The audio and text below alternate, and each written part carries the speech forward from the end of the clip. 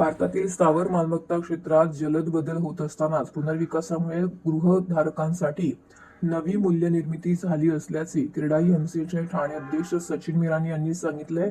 शासनाने जाहीर केलेल्या नव्या एफएसआय निर्णयांमुळे जुन्या इमारतींना आधुनिक आणि उच्च मूल्य असलेल्या मालमत्तांमध्ये रूपांतरित करण्याची संधी निर्माण झाली होती, असं त्यांनी नमूद केलंय. 8 आणि 9 नोव्हेंबर रोजी ठाणे पश्चिम येथील रेमंड ट्रेड शो हॉल येथे हे कार्यक्रम आयोजित केला आहे. क्रीडाई एमसीएचे ठाणे पुनर्वसन प्रदर्शन आणि अधिवेशन या कार्यक्रमाने गृहनिर्माण सोसायट्यांना पुनर्विकास प्रक्रियेने मार्गदर्शन मिळवून दिले. पुनर्विकासामुळे फक्त इमारतीच नव्हे तर नागरिकांचे जीवनमान, सुविधा आणि मालमत्तेचे मूल्य वाढते. हे लाभ समाजातील सदस्यांसाठी अधिक असून विकासकांसाठी नव्हे, असं क्रीडाई एमसीएचे ठाणेचे सचिव फैयाज विराणी यांनी म्हटलंय. हे केवळ इमारतींचे पुनर्वसन किंवा नूतनीकरण नसून शहराच्या आकाश रेषेला नवसंजीवनी देणारं पाऊल आहे, असं यावेळी महेश बोरकर यांनी म्हटलंय. तर 2 दिवसाच्या प्रदर्शनाच्या पुनर्विकासाशी संबंधित सल्ला, प्रकल्पाचं सादरीकरण आणि शासकीय मार्गदर्शकत्वावरील माहिती समाजांना देण्यात आली.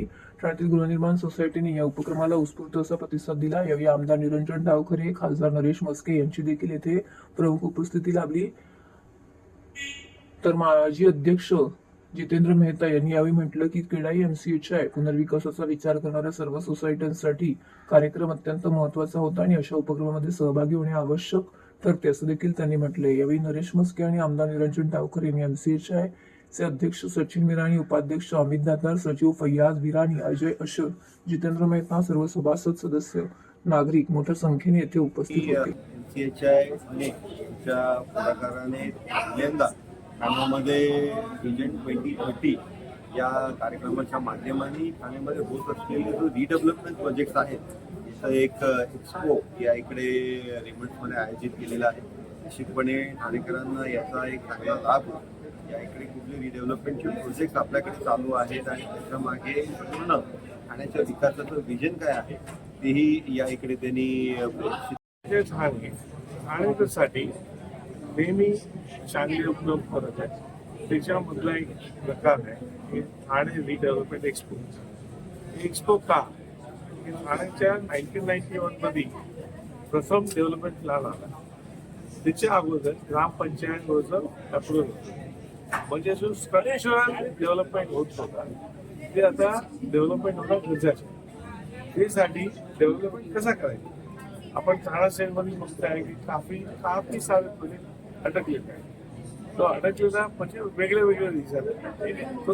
ते नाव आहे आपला जो स्वप्नाचा एक वेळ आहे जे टाईमसर माणसाला नवीन भेटायला पाहिजे. त्याच्यासाठी रूपरेखा गव्हर्नमेंटने बनवलेली आहे. ते समजण म्हणजे त्याच्या अंडरस्टँडिंग करण्यासाठी ही एक्सपो म्हणजे काय आहे, हे पूर्ण प्लॅटफॉर्म आहे. तर इंटरॅक्टिव्ह तुम्ही इथे येऊन तुम्ही नॉलेज सेशन आपण म्हणू शकतो, तुम्हाला नॉलेज भेटेल.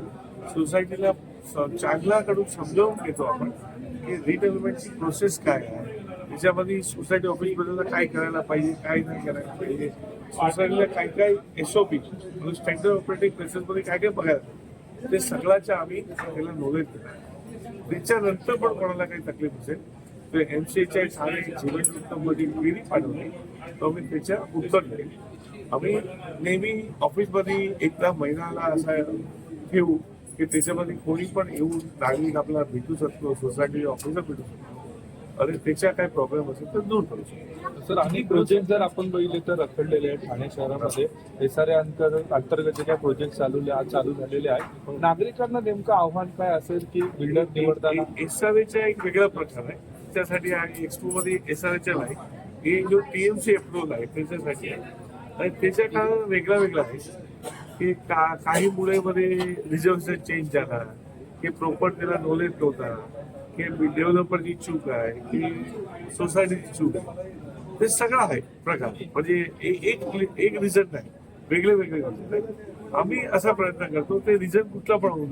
आता ते जो ठाणेकर घरापासून वंचित आहे, घरापासून बाहेर आहे, 10-12 वर्षापासून त्याला घर भेटायला पाहिजे. तुम्हाला माहिती असेल, आपण अलिनीला सर्कलमध्ये जेव्हा 2008 पासून जो लोक बाहेर होतो या स्कूल्स आणि निवास, त्याच्यामध्ये आम्ही त्याला 2 वर्षामध्ये घरामध्ये नवीन घर देऊन त्याला आत्महत्या.